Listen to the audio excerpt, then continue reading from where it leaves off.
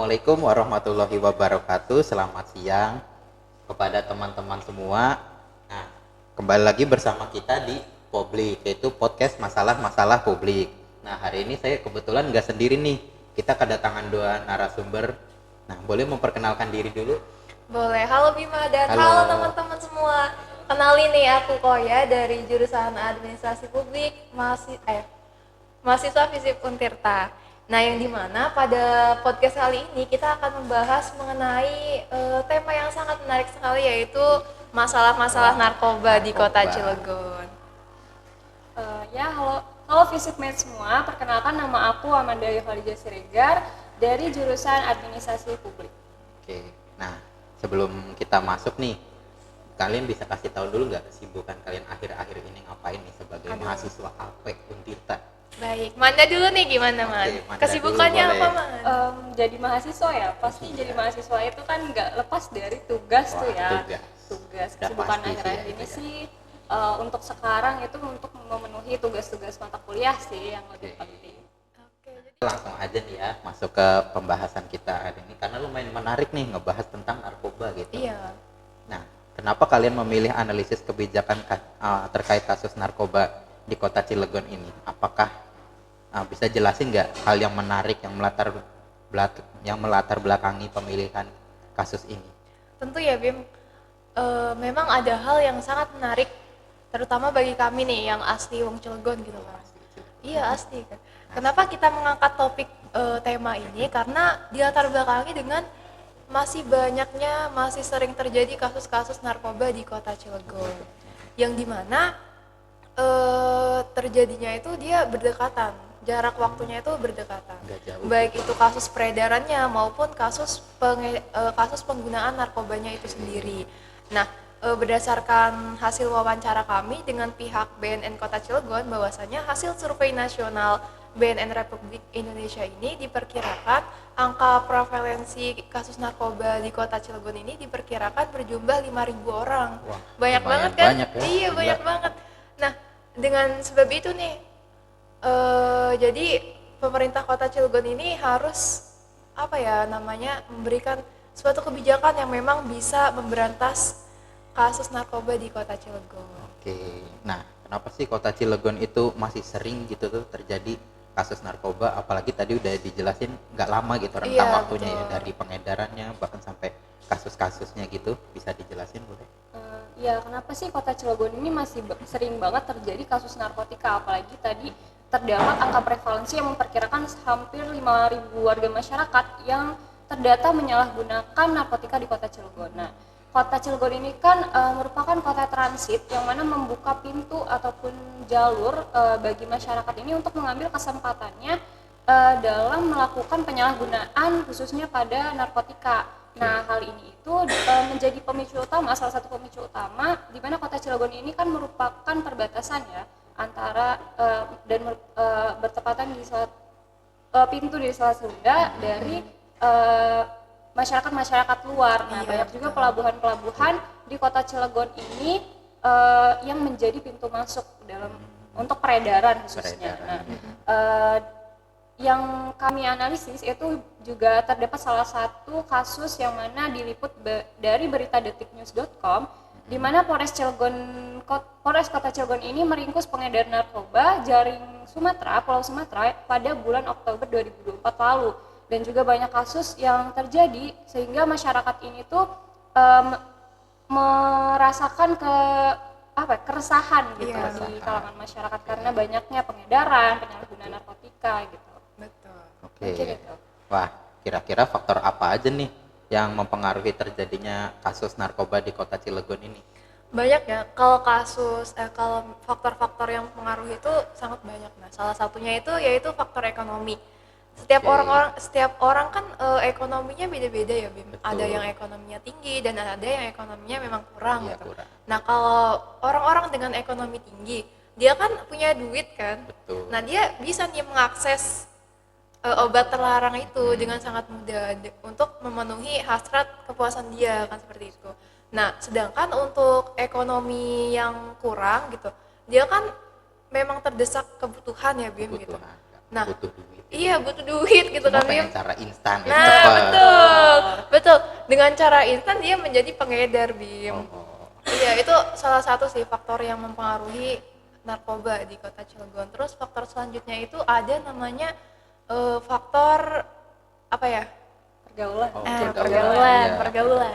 Yang dimana kan banyak nih anak SMK, SMA, bahkan SMP ya yang sering Iya. nongkrong gitu kan pergaulannya kurang baik.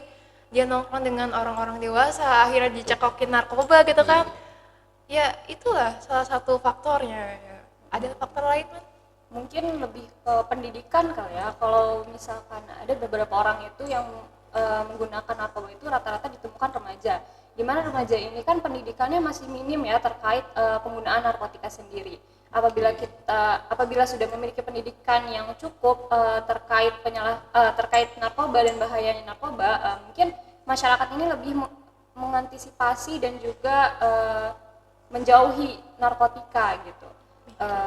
Dengan pendidikan yang kurang cukup, mungkin masyarakat masih bingung lah apakah ini memiliki dampak positif atau negatif gitu. Wah, ternyata masalah narkotika di Kota Cilegon ini cukup kompleks gitu ya. Betul. Nah, kalau begitu ada gak sih peraturan atau regulasi sebagai upaya pemerintah Cilegon yang mengikat terkait kasus narkoba yang lumayan marak ini? Betul sekali. Tentunya pasti ada ya kebijakan yang mengikat, apalagi kebijakan utama, di mana Kota Cilegon sendiri ini pemerintah mengacu pada kebijakan Undang-Undang Nomor 35 Tahun 2009 terkait narkotika. Gitu. Betul. Nah, kemudian juga peraturan undang-undang tersebut dia didukung dan dipertegas dengan Instruksi Presiden Nomor 2 Tahun 2022 mengenai Rencana Aksi Nasional Pencegahan dan Pemberantasan Penyalahgunaan dan Peredaran Gelap Narkotika atau yang biasa disebut P4GN ya. Yang dimana sebetulnya Kota Cilegon sendiri itu belum memiliki peraturan yang signifikan lah untuk untuk menangani kota gitu. untuk menangani kasus narkoba sendiri. Tetapi Kota Cilegon ini sudah memiliki rencana aksi daerah atau RAD yang dimana RAD rencana aksi daerah ini sendiri merupakan turunan dari Inpres. Iya, turunan dari Inpres, Instruksi Presiden. Yang dimana Instruksi Presiden sendiri kan terdapat program P4GN. Nah, itu program itu yang digunakan pemerintah Kota Cilegon dalam mengatasi dan memberantas kasus narkoba. Baik, nah ternyata sudah ada regulasi yang mengikat gitu ya untuk menangani kasus ini. Nah, untuk pemerintah Kota Cilegon sendiri, terutama misalnya BNN gitu ya. Nah, apakah memiliki rencana yang strategis dalam memberantas kasus narkoba di Kota Cilegon itu sendiri? Nah, apa aja sih upayanya? Bisa jelasin? Boleh. Tentunya banyak banget ya upaya yang sudah dilakukan pemerintah Kota Cilegon, dan ini sendiri mengacu pada program yang tadi yaitu P4GN.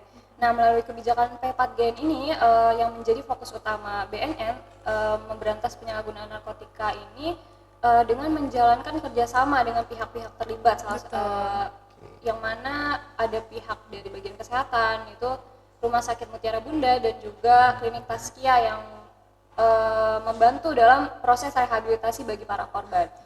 Dan juga kerjasama dengan pihak-pihak lain seperti Dinas Sosial, Dinas Pendidikan, Dinas Kesehatan, dan Kepolisian di Kota Cilegon. Iya, jadi intinya memang BNN ini dia nggak bekerja sendiri gitu. Dia memang sudah bekerja sama dengan pihak-pihak lain dalam menangani kasus narkoba. Oke. Wah, ternyata dalam memberantas kasus narkoba ini BNN sudah bekerja sama dengan lumayan banyak pihak ya. Betul. Kebetulan mulai dari kepolisian tadi, Dinas Sosial dan Dinas Pendidikan bahkan. Nah, selanjutnya setelah upaya yang sudah dilakukan, apakah ada gitu tantangan yang dihadapi BNN dalam pelaksanaan kebijakannya itu? Tentu ya, dalam setiap pelaksanaan memang pasti terdapat tantangan. Kayak kita aja sih hidup pasti banyak tantangan kan. Banyak. Nah, adapun tantangannya nih Bim, yaitu pertama tantangannya masyarakat. Masyarakat ini ternyata masih kurang nih edukasi terkait bahayanya narkoba, bahayanya narkotika. Terus sehingga menyebabkan para pengguna yang memang terjerat penyalahgunaan narkoba ini dia tidak mau melakukan rehabilitasi kepada BNN. Betul banget sih apa yang dikatakan Koya tadi, dan juga terkait tadi pendidikan ya, terutama banyak juga masyarakat yang belum paham apa itu bahaya narkoba. Terus juga kemudian dalam implementasinya itu banyak masyarakat yang dia itu takut untuk melaporkan tersangka gitu, dimana kan banyak tersangka-tersangka itu yang memberikan ancaman balik gitu, sehingga masyarakat itu kurang berpartisipasi lah. Jadi takut gitu Jadi ya, takut. dari takut. Nah, dalam implementasi juga dikatakan bahwa BNN ini masih belum dapat terrealisasikan dengan baik karena ada beberapa hal yang belum dicukupi, seperti ada kendala dalam anggaran dan lain sebagainya begitu. Oke. Oh, ternyata tantangannya masih lumayan banyak sih ya betul. dalam mengatasinya. Nah, selanjutnya apakah program dari kebijakan tersebut sudah terrealisasikan dengan baik gitu? Dan apakah dampaknya sudah signifikan bagi masyarakat atau mungkin belum? Mungkin dari analisis kami itu tentunya kebijakan terkait narkotika di Kota Cilegon ini sudah cukup terrealisasikan dengan baik, namun memang masih banyak tantangan dan perlu adanya evaluasi dalam kebijakan terkait narkotika ini, di mana masyarakat itu banyak juga yang menyepelekan ya arti dari penyalahgunaan narkotika ini, dan masyarakat juga banyak seperti remaja-remaja yang baru besar gitu, Labil ya? masih labil itu terjerumus dalam penggunaan narkotika gitu. Adapun untuk program P4GN sendiri memang tentunya sudah memberikan dampak baik nih kepada masyarakat, khususnya Kota Cilegon. Nah, hal ini tuh didasarkan dengan upaya-upaya yang memang sudah terus dilakukan oleh pemerintah Kota Cilegon melalui melakukan penyuluhan, sosialisasi, bahkan pendampingan terkait narkoba bagi masyarakat. Nah, serta kan sudah ada nih fasilitas-fasilitas seperti rehabilitasi gitu kan, yang bagi korban yang terjerat penggunaan narkotika, beserta sanksi-sanksi hukum berlaku itu sudah ada. Oke. Nah, ternyata dampaknya cukup besar sih ya, baik bagi pemerintah maupun bagi masyarakatnya itu sendiri nih. Nah, selanjutnya ada gak rekomendasi yang kalian ingin sampaikan gitu mengenai kebijakan terkait kasus narkoba di Kota Cilegon ini? Tentu ada ya, Bim. Rekomendasi yang pertama nih, dalam hal menangani kasus narkotika di Kota Cilegon, sebaiknya pemerintah Kota Cilegon ini lebih menekankan realitas kebijakan, yaitu dengan mengoptimalkan penegakan hukum terkait narkotika dengan memanfaatkan keuntungan dari pelaksanaan program P4GN sendiri. Terus Kota Cilegon juga harus merangkul masyarakat nih. Jadi masyarakat juga harus ikut berpartisipasi aktif ya dalam memerangi kasus narkotika di Kota Cilegon. Mungkin rekomendasi dari aku ya, mungkin pemerintah Kota Cilegon ini bisa berinovasi dalam pembuatan website contohnya atau aplikasi untuk mendukung masyarakat untuk berpartisipasi ya secara langsung melalui media sosial ataupun website tadi, seperti yang di dalamnya itu berisikan mungkin pelaporan, edukasi terkait penyalahgunaan narkotika. Jadi masyarakat itu lebih aman gitu untuk melaporkan penyalahgunaan atau tersangka di kasus-kasus di Kota Cilegon gitu. Dan juga adanya pengembangan teknologi ini tuh diharap pemerintah juga melakukan sosialisasi digital kepada masyarakat sehingga masyarakat ini dapat mengakses website atau aplikasi tersebut dengan mudah dan lebih paham lah gitu. Jadi tidak ada kesalahan teknis begitu. Oke. Mungkin itu ya rekomendasi dari kita. Oke. Nah, berarti kasus narkoba ini di Kota Cilegon terutama ini masih lumayan banyak gitu ya. Banyak banget. Kalian ikut gak menikmatinya gitu? Enggak Atau lah. dapat duit-duitnya dari No, situ? no, Kan tidak. gede tuh, lumayan tuh. Enggak, Bim. Alhamdulillah Lumayan, enggak ya, belum. bisa beli mobil Tidak ya. sebulan. Nah, tentunya pemerintah juga udah berusaha menangani gitu ya, apalagi dengan pelaksanaan program P4GN ini tadi. Namun tentunya yang paling utama itu dari kesadaran masyarakatnya Betul sendiri banget. gitu. Memang Kok harus dari percuma dalam. kadang kan kalau pemerintah udah Baik ayo kita udah ini, tapi masyarakatnya kadang masih keras kepala gitu tuh. Iya. Enggak, saya mau pakai duit saya lebih banyak dari sini gitu kan. Banyak tuh biasanya kan karena duit kan utamanya tuh. Iya, benar. Nah, oke, mungkin cukup sampai situ kali ya. Nah, sebelum kita tutup nih, mungkin kalian ada kata-kata atau apa gitu pesan yang mau kalian sampaikan nih terkait kasus narkoba? Ada. Iya. Boleh, Kita boleh. bareng Apa tuh? kali ya. Ya bareng kali ya. Oke, boleh. Sedikit Gimana? gitu ya, satu kalimat. Oke, gimana?